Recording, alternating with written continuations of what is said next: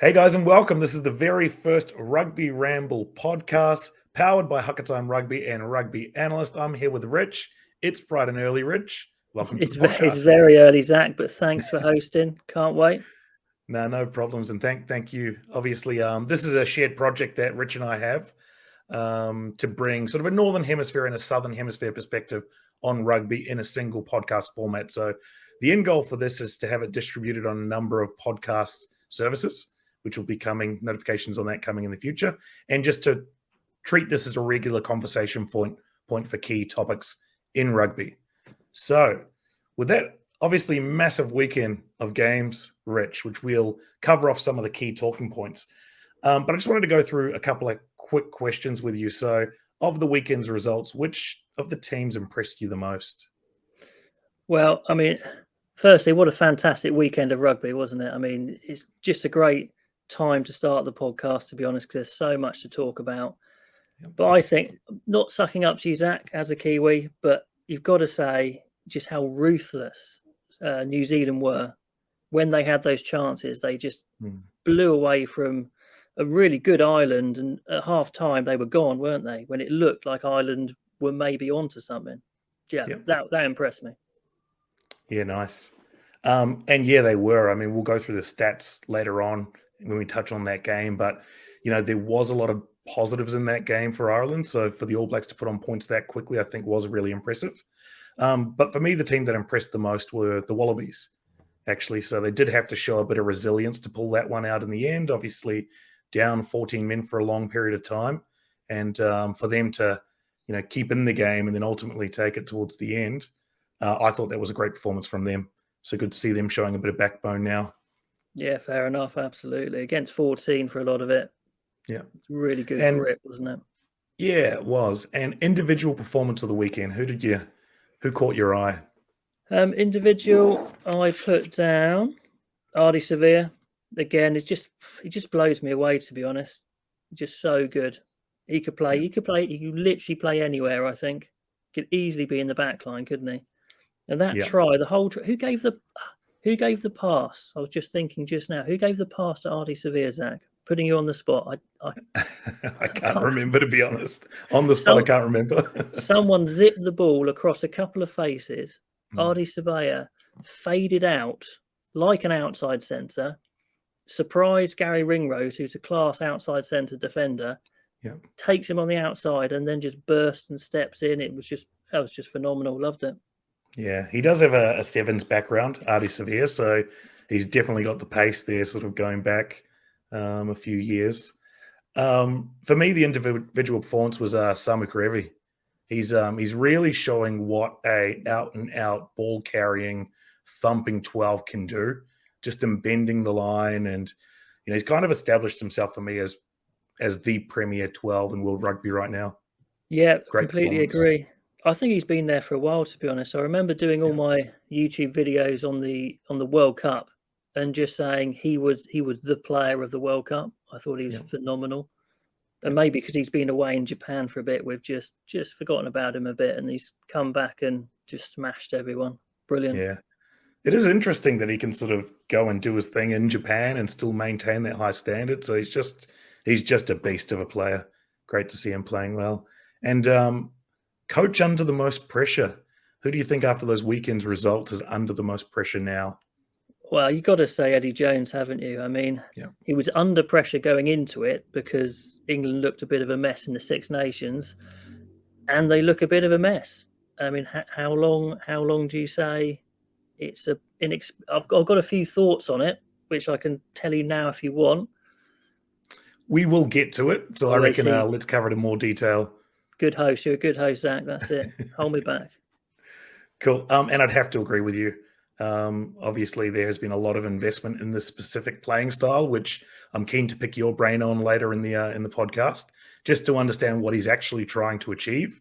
What's stopping him from getting there, and where do you see him on that sort of pathway towards, realizing the style that he's trying to play with? So we will touch on that later in the podcast. Okay. But let's move into some of the games. So we're going to touch on a few talking points from the Australia and England game. Obviously, Australia took that one in which the score sort of shows a close game, but anyone who watched it, I think the game was all but won with 10 minutes to go. So what I'm interested in, though, is that moment between Johnny Hill and Darcy Swain, right?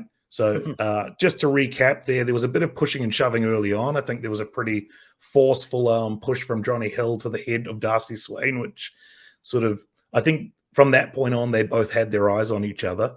And then it was just an almighty tussle in one of the malls, which led to a bit of a hair-pulling incident. Yeah. I think there might have been a return hair-pulling incident from Darcy Swain if you look close enough. They've both got a bit of hair going on. Yeah, they've both got a bit of hair going on. And then the final incident was obviously the headbutt, or the head press, you might refer it to. It wasn't a full headbutt. But anyway, the outcome of that obviously was Darcy Swain sent off for a red card. Johnny Hill sent off for a yellow card. In my view, both probably outcomes fair enough in terms of what went down. But I'm more interested in your thoughts on baiting, right? Because it was a clear tactic that Johnny Hill went in there to be physical. He probably was right on that borderline of crossing the line versus, being physical. Obviously, he got a rise out of the younger, sort of probably a little bit less experienced Darcy Swain. Do you think there's a place in the game for baiting like that? Simple answer, yes. Yes, I think, politically correct, you could say, oh, no, it's there's no part in the game for it. But being able to get under an opposition's skin, however you do it, is an art, to be honest. And now I'll say it out now. I don't like the way Hill went about it. It didn't seem right. I don't like the push in the face. Don't think that's good. I don't like pulling hair either. I think that's a bit pathetic. But if we're taking the Hill part out of it, I think basically yes. If you can wind up your opposition so they're put off the game, if you can, get an edge by hitting them hard in the ruck or whatever it is, or just holding them on the ruck on the ground for a little bit longer, which we saw Scott Barrett do very effectively. Yes. But I think Hill was in the team to get under people's skin physically, and I don't think he did it well, but that was his idea. And I think Scott Barrett was there to do it. And he actually could have got in trouble for, I think, a clear out on Peter Amani, which he might still get in trouble for that. Actually, he's been cited with that one. Yeah. So that, again, this highlights the danger of, trying to rile people up. But also he did a very clever clear out on Josh van der Fleer when he was kind of going back. He wasn't really in the ruck, but he kind of grabbed him on his way through, took him to ground, and then held him there for a bit on the play that Smith broke through the middle. Yep. And again, it's the same sort of thing, and players do it all the time. So I'm fine with it, but if you get it wrong, be it on your own head, that's the risk. Yeah, exactly. That's the risk you run. Yep. No, I agree. It was interesting because I listened to the Australian commentary on the game, and you had Justin Harrison, who played at the Great Brumbies teams in Super Rugby when they were at their peak, played in teams with George Gregan, the Wallabies under Eddie Jones at that time. And he said, merchants right there. Yeah, exactly. He said, I know exactly what he was sent in to do because that was my job. Yep. Right. So it's a bit of a throwback to sort of, I think the way he went about it, just sort of how that incident played out. It's a bit of a throwback to some of those older Wallabies, sort of Eddie Jones coach teams. They had no trouble sledging and trying to get in under the skin of opposition. So to me, I agree with you completely. It's fair play. Right. Yep. But you run the risk, right? You get it wrong absolutely. And you put your team under pressure, then that's on you. For sure. Cool. We both agree on that one. That's a good start to the podcast. Yeah. Well, we'll disagree on something. Don't worry. Yeah, I'm sure we will. Moving on to the next one. So, another key point in the game. So Australia had to deal with a significant amount of pressure, just with personnel availability, people dropping down, red cards, as we mentioned with Darcy Swain. So Quade Cooper, pre-match, obviously succumbed to an injury in the warm-up. So Noah Lolosio had to come in. Tom Banks, suspected broken arm, or maybe that's been confirmed as that was nasty. As a broken arm. Yeah, that was crazy. And then Darcy Swain, red card. So, but what it does highlight is some of the resilience, as I mentioned earlier, of the Wallabies. So Are they starting to turn a corner a little bit under Dave Rennie? Do you think that's a sign that, culture and things are moving in the right direction? Well, I guess it depends how you want the Wallabies to play if you're a Wallabies fan, but they've certainly improved as a team. Dave Rennie's got a very clear direction. I remember when England toured Australia last time in 2016 under Checker. Tactically, Australia was so naive. They threw the ball around from side to side on game one. England won through their defence. They did the same in game two. England won again, and they did the same in game three. And they literally had no idea. But now they know what they're doing. Is it Australian enough for an Australian? Well, I don't know. You'll have to ask the Australian fans, but it's effective. Yep. The attack was really simple. And I think, again, when we talk about England's attack, it kind of contrasts a lot. They went very direct, but what they did do is they offloaded. Yep. And they got in behind, and and it was simple, but it worked. So yeah, they've definitely turned a corner. I don't know if it's quite, not complicated enough, but hasn't got quite enough clever parts to it yet. Yep. But they've got time. Yep. Just a few results which probably highlight, obviously, that they are building now. They had the series against France in Australia last year. Now we probably have to acknowledge that was a France B team that was sent down under. But they did get the result 2-1 there against the French in that series. Let's be honest here, Zach. The French blew that so terribly with some absolute awful calls. But yeah, they did win it. But it was a French B team. And I think... so I'll put a caveat on that one, but yes. Yeah, we'll put an asterisk for now. But if we put a few of these asterisk-like performances, it actually starts to show a trend. True. So Rugby Championship, 2 wins against Springboks. So you might put another asterisk over that one, but 2 positive wins, 2 results, and ended up finishing second in the Rugby Championship. Last year, losses to Scotland, Wales, and England, though, in the Autumn Internationals. So maybe not a full-fledged trend presenting itself here, but definitely steps in the right direction. Oh, for sure. Yeah, no, you've got from where they were, you've got to be happy, really. Yeah. Okay, moving on. And you touched on England's attack. I'm going to hand this over to you completely because I want to know, what is Eddie Jones trying to achieve with this new playing style that he's constructing? Let's start with that, and then I'll throw some questions out at you based on the outcome of that. Okay, it's a fascinating topic, isn't it? And I've got a video coming out later this week that I'll go into more detail. But basically, what he's trying to do is not reinvent the wheel as such. He's trying to make something different to the wheel. He's trying to make something that hasn't been seen before. And it's interesting to watch. I was doing the live stream. I saw you very kindly popping in on the live stream there, Zach. Thank you very much. And I was kind of just going through some of the things they were doing, and the idea is to be very unpredictable. They were bringing in both their wingers off their wings into midfield, which is fascinating, popping it in and around the ruck. They were trying to get Stewart free out wide for crossfield kicks. They were, changing it up. So sometimes it's Farrell flat and Smith deep, and sometimes it's Smith attacking a blind. Okay. All sorts of different people passing, rucking. So it looks chaotic, but obviously it's got a design to it. But my point is, what is the point unless you're ticking the boxes of a good attack, which is threatening the gain line, good decoy runners, offloads in behind, continuity, pace, power, stepping. It doesn't matter how complicated and amazing it is on paper. You might as well just attack like Australia did, and go direct with a couple of offloads and some individual brilliance. So, I understand what they're trying to do, but I just think it's a little bit naive in a way to think you can achieve that when you don't really have the individual ability to achieve it. I was going to just ask that question, actually. If it is a style which is built on variation, let's say, complex variation in many different areas, obviously it's fully dependent on the personnel being able to achieve that and having the right skill sets. So do the selections support that style of play, firstly? Well, the simple answer is no. Okay.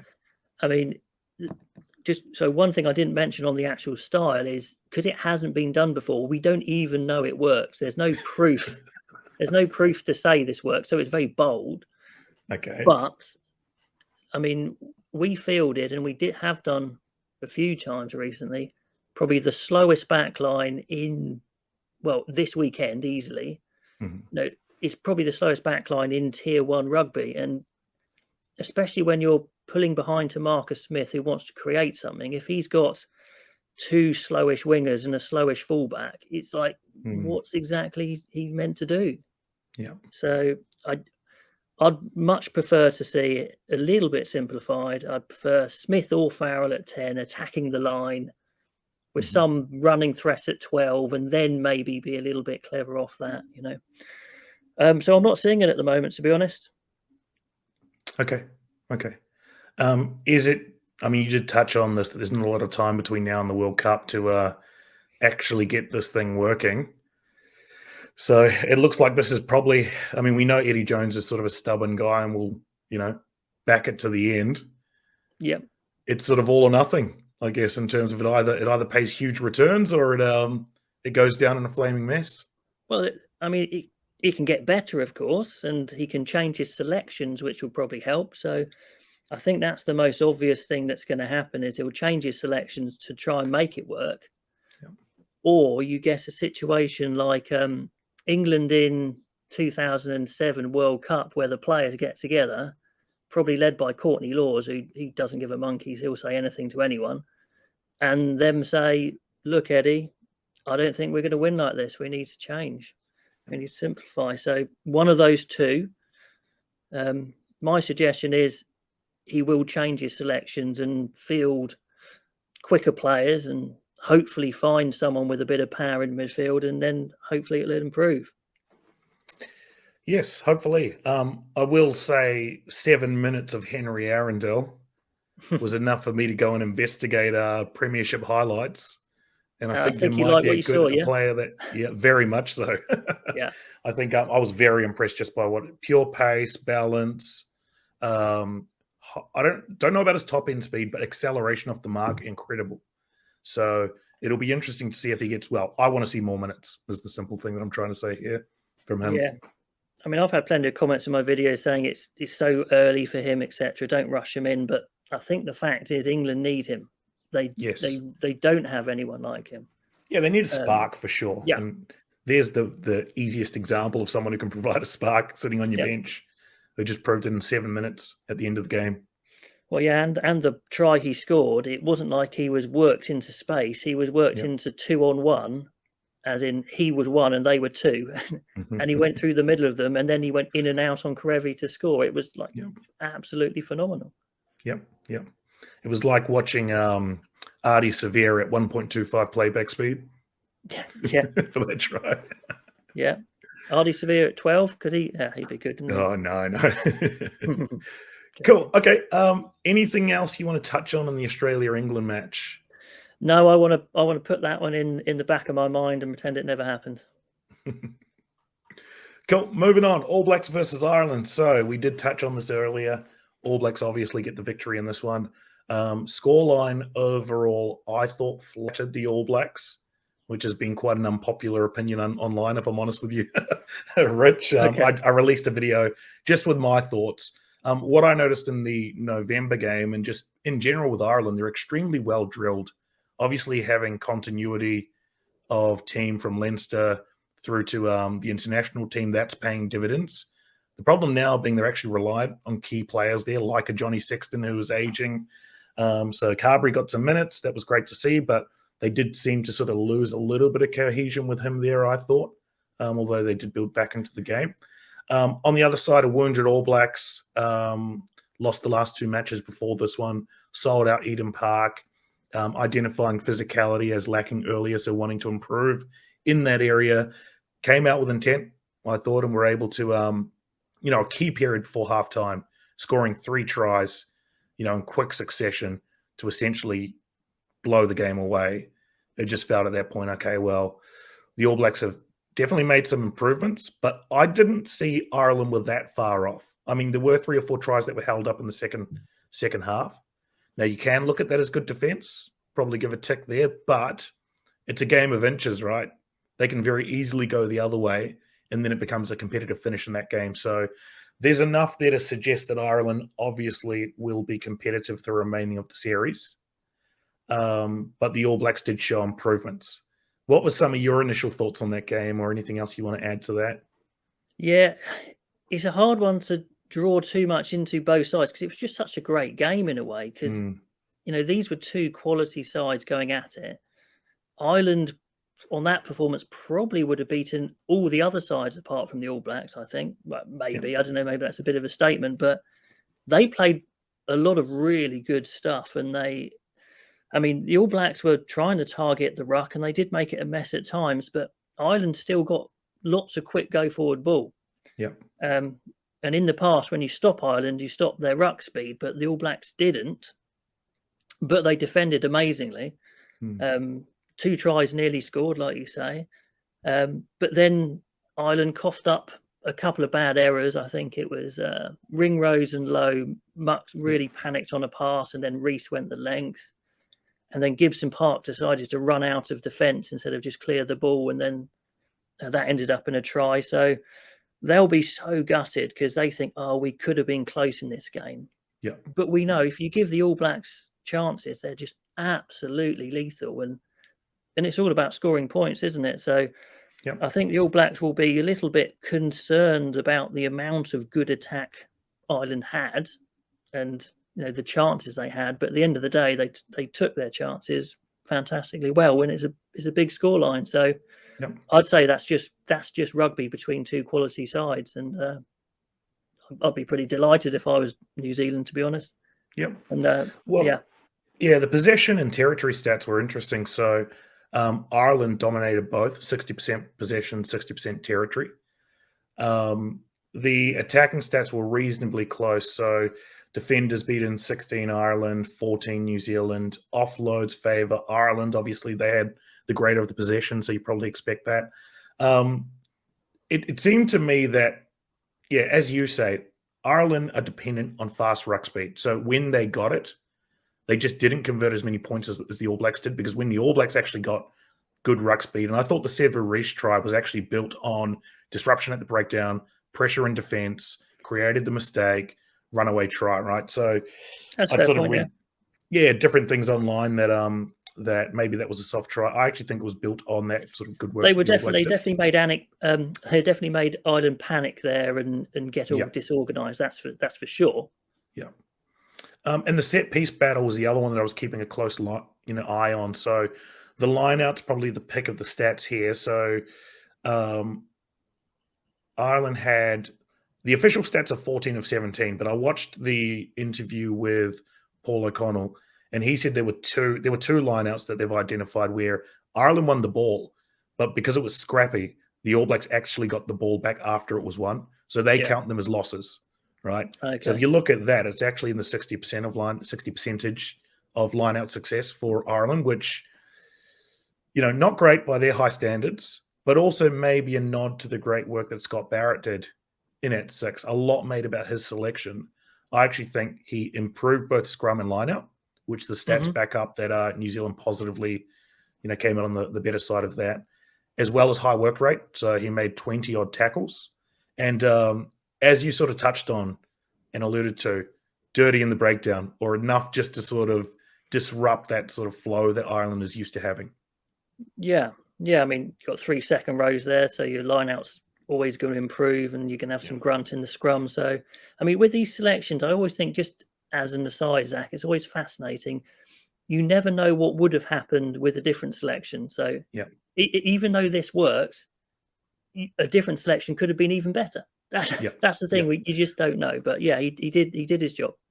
Yeah, we only know when it goes bad, and it gets highlighted and talked about and replayed, and analysts cover it for days. But when it goes well, you're right. You don't know if it could have gone better. In this case, and I don't give Ian Foster enough credit for some of the things he does well. I think he probably got that one right, particularly as Akira Ioane unfortunately needed another week to recover. So I think he would have been the first choice. But at least now it's clear that Scott Barrett can cover in what is top level rugby against a great team under pressure. True, but then if he'd got a red card for his clear out on Amani, then we'd all be saying something completely different.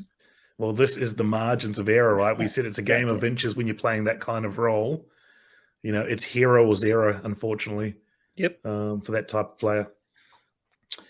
All right. Does this change your prediction for the series? Now, I predicted the series 2-1 to the All Blacks. Dominant win. Going into the next game, it's going to be interesting. As I mentioned earlier, there's enough red flags to suggest that Ireland could take advantage, but I'm starting to see the confidence levels change in the All Blacks. So I think that might be enough for them to get home and potentially get home 3-0. Yeah, I mean, I remember when we talked about it before, I was saying I think it's this first game that Ireland could win. Yep. And I think I was, shown to be not correct, obviously, but they had a good chance. And at times they played so well and they've come out on a big beating. So I think it's going to take a lot psychologically to come back from this. So I think 3-0 is now the more likely outcome, yeah. Yeah. What I will say in Ireland's favour is Keith Earls backed up from the Māori game, so he played 160 minutes in a few days. The bench were all on call for the Māori game as well, so they will be better for the week's rest, for sure. True, yeah, fair point. All right, but I'm still predicting 3-0 now. I've changed my prediction from 2-1 to 3-0. Yeah, I think it's more likely. I think it's more likely now. Yeah. All right, South Africa versus Wales, so a nail-biter at the end. Slow start from South Africa. Roaring comeback. A bit of controversy at the end, depending on which way you look at it. And a big moment from Willemse to slot the winning penalty. Just generally, in terms of your thoughts, what did you think of the game? Oh, goodness me. I'm glad I'm not a Welsh or South African fan with a dodgy heart, because that must have been absolutely excruciating to watch. As a neutral, it was just exciting, but crikey, that was tense. I mean, it was weird. The first half, South Africa couldn't have been much worse. Honestly, it was. They were awful. They were dropping balls everywhere. Their attack was one-dimensional. Might be a bit too much of a compliment. It was just not. It was just awful. And Wales had come out and executed really cleverly. They hadn't tried anything special either, but their selection of Hardy, which I wondered about, proved on the money because his kicking was so good. And they barely made a mistake and capitalised on some mistakes. And they were, was it 3-18 up at half-time, something like that? Yeah. And it was like the best result you could have at half-time for Wales. And then South Africa finally started to play, possibly due to Elton Jantjies getting hauled off at half-time, Willemse going in. But they started to play. They went to their power game as well. And Wales, unfortunately, just melted away a bit. They know what a chance that was. What a chance it was. Oh, you don't get many that close in South Africa. So huge opportunity for them missed. I just sort of left that game thinking, are the Springboks, who's more dependent on their half, the Springboks or Ireland? Right, Sexton versus Andre Pollard. They both seem like teams that are used to playing a specific style with a specific group of players, that when they start to step outside of that, they run into continuity problems. Now, Ninabar is saying all the positive things about Jantjies, that, it's an off game, he'll be back, we'll persevere, but there is a noticeable difference there with Andre Pollard out of the lineup. Well, it just seems strange. When I always do videos on Springbok games where Jantjies has played, so many times I've actually commented, I'm not sure this guy is good enough for the Springboks. And because South Africa contributes so many players worldwide, surely there's another 10 who could fit that role, who's possibly a bit better. I don't know. South African fans would have to tell me, but it just seems strange they keep going back to him when so many times when he plays, the question mark is always there. I don't know. Yeah. Well, it's going to be interesting to see what they do in the next couple of games, obviously. But that was a pretty clear indication that, maybe gets another chance and maybe impresses. But wait, is Pollard back? Was he? I thought he was out just because of the French final, top 14 final. Is he available? Possibly. I'm not too sure. If he is available, obviously he steps straight in, but it's that same challenge of what if your top line half goes down? Do you start investing now to build depth, or do you just hope for the best that you can sort of carry your team through to the World Cup? Well, saying that, their top line 9 was starting, Faf de Klerk, and he had, by his standards, a bit of a shocker, to be honest. Yeah, true. Last question on this game. The Dan Bigger moment at the end, knocking down the ball. If that's a World Cup final, are you comfortable with that penalty to decide a game? Yeah, to be honest, I don't see that as a controversy. He didn't go for the interception. He just flapped his hand and knocked it forward. And so it's a deliberate knock-on penalty, whatever. And these days, that seems to be a yellow card. So, yeah. I don't think that's a problem. Yeah. It was interesting because when I saw comments online, and maybe that's the issue, I should stop reading comments online, is there was a lot of people upset with that one. Okay. I thought it was pretty clear-cut, though. And, it sort of makes me think big decisions in a game. Really, the measurement for me is, are you comfortable with that deciding a Rugby World Cup? And to me, in that instance, the answer is yes. So yeah, no, honestly, until you mentioned it, I hadn't even thought it was a controversy. Okay, well, I'll stop reading comments online. Okay. Maybe that's the way to go. Maybe. Cool. Another exciting week coming up of rugby this weekend. So, I mean, that's pretty much everything that I wanted to cover, and obviously, the topics that we had indicated we would cover as part of the first podcast. I guess we'd love to hear some feedback from everyone. Are there any specific topics you want us to cover as we evolve this podcast? We're going to try and bring it quite regularly. So every 2 weeks at this stage, we'll see if we can increase the frequency later. But right now, that's what we're committing to. But would love to hear feedback from everyone. Is there more that you want to see from us? Any specific topics you want us to cover? Any special guests that we may want to consider? So, Rich, any final thoughts before we close down the first podcast of the Rugby Ramble? Well, thanks for sorting out, Zach. Thanks for hosting. Yeah, it's great to chat about the weekend. It's just such an exciting weekend of rugby. And what's great is we've got 2 more of these to come. Yeah, it's fantastic stuff. We're spoiled. We are. Love this time of year. With that, we'll call it. Thanks again, Rich.